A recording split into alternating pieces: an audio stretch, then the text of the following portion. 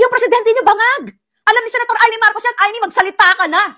Dahil alam ng mga magulang mo, pamilya nyo, binudol nyo ang bayan, na bata pala si Marcos Jr. ay bangag-bangag na siya. Hindi ko nga alam, di ba? Bakit kinaray-karay mo pag ginawa mo pang presidente yan? I mean, pinartner mo pa kay Inday. Ikaw, Amy, ang magsalita sa taong bayan, ikaw nakilala sa kapatid mong bangag. Dapat ikaw mag-testify dyan eh. Natuto na ako, no? Natuto na ako na mali yung ipinaglaban kong presidente. No, nabudol ako sa ipinaglaban kong presidente. Walang kwintang nilalang. Oh. Gusto ko po sanang sagutin yung mga kalapastanganan po ni Maharlika at saka nung isa pong DDS na si Kuya, no. Pero siguro mas mabuti kung sa isang original loyalista po or PBBM supporter yung sasagot po at magbibigay ng response, ano. Although hindi naman ito directly na binigay niyang response dun sa dalawang unang video, no, ni Maharlika at saka ng isang DDS, ano. Nakita ko lang po ito sa TikTok, no, at credit po sa kanya po itong video, pero nakikita ko na ito po yung the best na sagot para po dun sa mga paratang at kalapastanganan ni Maharlika at saka ng isa pa pong DDS. Pakinggan po natin siya. Eto na po. Ilang minuto lang po ito, wag niyong i-scroll down dahil ako po ay nabudol. Yes po, nabudol po ako ng pamilya Duterte during that election. Mula kay Duterte hanggang sa mga senators niya, lahat po kaming magkakaibigan. Talagang in-endorse po namin yan na iboto solid. Alam niyo po, ngayon po ay naakusahan nila na bangag daw ang pamilya Marcos. Alam niyo po, kapag po ang mga magulang ay bangag, hindi po kayang magpalaki ng mga anak na ganitong klase. Mapagmahal sa kapwa, may respeto sa kapwa, mapagmahal sa Diyos, mapagmahal sa mga magulang. Meron silang every Sunday, family gathering yan, at meron silang church all together. Na never ko nakita sa mga pamilyang Duterte. Never ko pong nakita. Nakakadismaya. Nakakadismaya na ganito na yung ginawa nila sa bansa, pero sila pa yung may tapang na i-accuse ang ating presidente na bangag. Ganyan ba ang itsura ng mga bangag? Ganyan ba ang itsura ng mag-asawang bangag? Kaya ba nila magpalaki ng matitinong mga anak? Marespeto? Marespeto sa kapwa? Marespeto sa magulang? Ay, nako. Ayoko nang magpabudol. Ayun, narinig po natin yung sinabi ni ate. Siya po ay PBBM supporter, ano. At narinig niyo rin po yung mga pinagsasabi ni Maharlika at saka ni Kuya DDS. Kitang-kita niyo yung pagkakaiba. Yung kahinahunan ng supporter ni Pangulong Marcos Jr., ibang-iba dun sa dating ng pagsasalita ni Maharlika at saka ni Kuya DDS. Alam niyo, sa nakikita ko po ngayon, ito po talaga ay battle of DDS and PBBM supporters, no? Battle of two big supporters. Sa tingin ko po, kaming mga kakamping ay talagang itsapwera na, no? Parang wala na sa eksena. Kung ako po tatanungin nyo personally bilang kakamping, mas pipiliin ko pong sumuporta sa gobyerno ni Pangulong Marcos Jr. Mas pipiliin ko maging pro-government, no? Kahit hindi ko siya binoto. Kasi hindi naman kailangan pag-isipang mabuti yan eh. Ano pong mapapala ko kung gagayahin ko sila Maharlika at saka yung Kuya DDS? Anong mapapala ng bansa sa akin kung ako po ay maghihimutok, no? Araw-araw at sasama sa mga rally? Ano pong mapapala ng bansa sa akin at ng mga kapwa ko Pilipino kung magiging napastangan ako at bastos ako sa mga pinuno ng bansa natin? On the other hand, may mapapala po ang mga kababayan ko at ang bansa ko sa akin kung tutularan ko po si Atty. Leni Robredo na kahit private citizen na, ayan po, tinutulungan ng gobyerno na kahit papaano may angat ang kalidad ng edukasyon at kalusugan ng bansa natin. Kamakailan po ay nakapag-turnover na naman sila ng mga bagong classroom.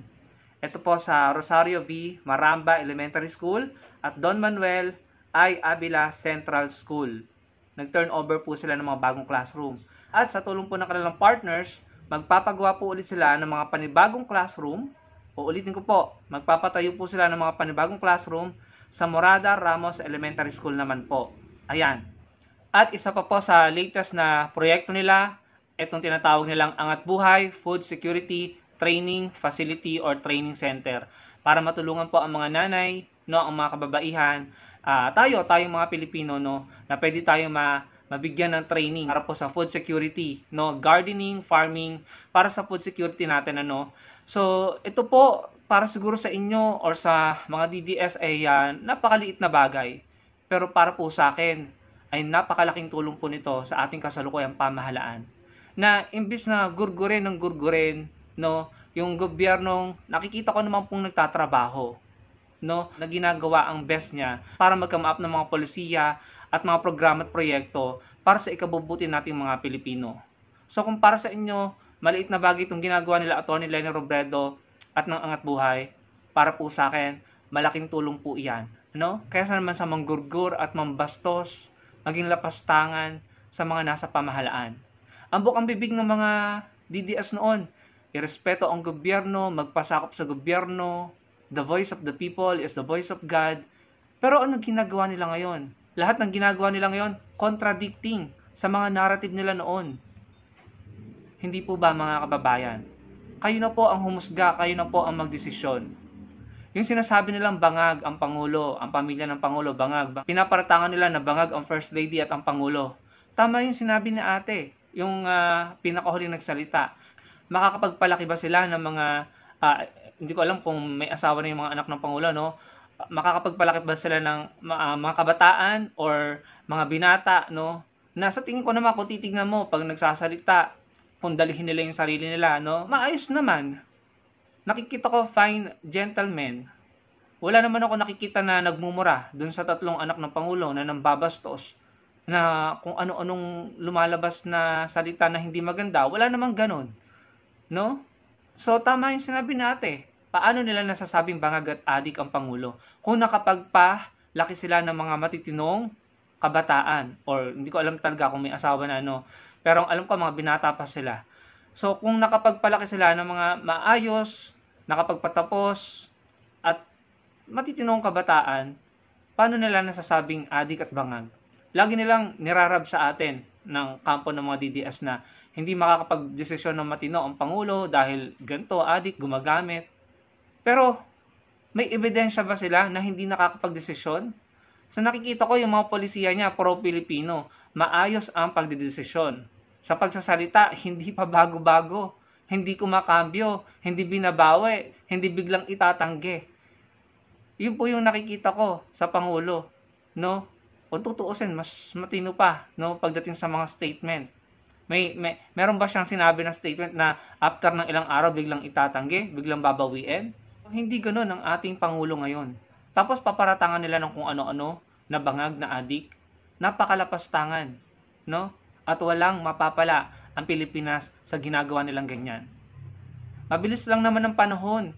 Akalain mo, magto 2 years na sa June 30 ang Pangulo. 4 na taon na lang, mabilis lang ang panahon, bakit hindi pa nila irespeto at intayin ang 2028? Kailan nila marirealize na hindi sumasang-ayon ang majority ng mga tao, ng mga Pilipino sa kanila? Hindi nga sila makapag-ignite ng people power Lagi nilang iniyayabang, magpi-people power sila. Paunti na paunti yung dumadating sa mga rally nila.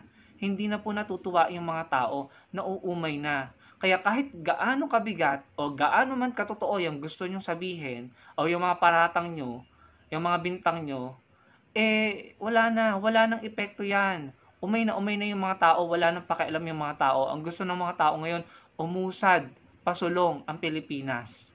No? Grabe yung mga paratang nyo. Kahit kayo, hirap na hirap kayong patunayan. Nasa sa inyo mga kababayan, no? Nakita po natin talaga ngayon, sa panahon ngayon, kung sino talaga ang may matinong intensyon para sa bansa natin. Bago ko po tapusin ang video na ito, nasa sa inyo po ang panghuhusga.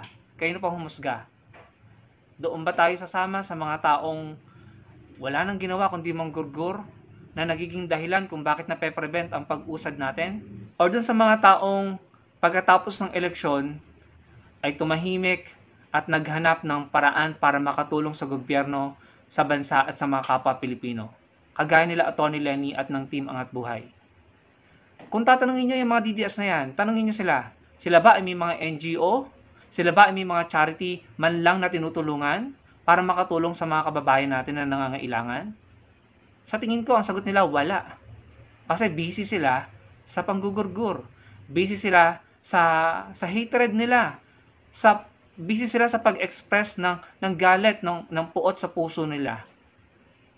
Unfortunately, marami silang nahahawa. Pero kung tayo magsasama-sama, no, magtutulungan, iisip ng paraan para makatulong, kahit yung simpleng pagtatanim ng puno, yung simpleng pagtuturo sa mga kabataan natin or pagtututor or kahit sa mga pamangkin nyo, mga anak nyo na tinutulungan nyo na matuto, madagdagan ang kanilang kaalaman, no? Yung pagtuturo nyo sa inyong mga anak, mga pamangkin, mga apo, ay isang malaking tulong na rin po yun sa pamahalaan para natutulungan po natin ang mga guro na itaas ang kalidad ng edukasyon ng ating mga kabataan. Dahil ang kabataan po, ang kinabukasan o ang future na magiging leader or tutulong sa pagpapaunlad ng ating bansa.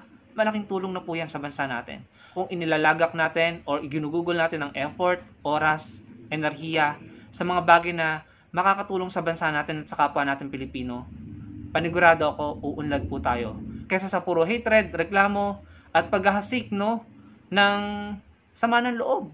Ang ginagawa natin, gawin natin yung mas makakabuti sa bansa natin. For sure, aangat ang bansa natin, uunlad tayo. Mensahe ko lang sa mga kababayan natin DDS, nakakapagod po yung ginagawa nyo. Hindi naman po magkakatotoo yung panawagin nyo na people power. Hindi nyo na po mapapatalsik ang Pangulong Marcos Jr. Nakaupo na siya eh. Hintayin nyo na lang po matapos ang kanyang termino. And then saka nyo iboto kung sinong gusto nyo iboto. Respeto at pakikipagtulungan. Respeto sa mga nasa pamahalaan at pakikipagtulungan, for sure, iisa lang ang patutunguhan natin, kaunlaran. Maraming salamat po sa panonood mga kababayan. Ano pong inyong masasabi sa inyong mga narinig sa kanila? Ilagay nyo lang sa comment section below at huwag niyo pong kalimutang i-like ang video natin. Magkita-kita po tayo sa susunod kong video. Salamat po.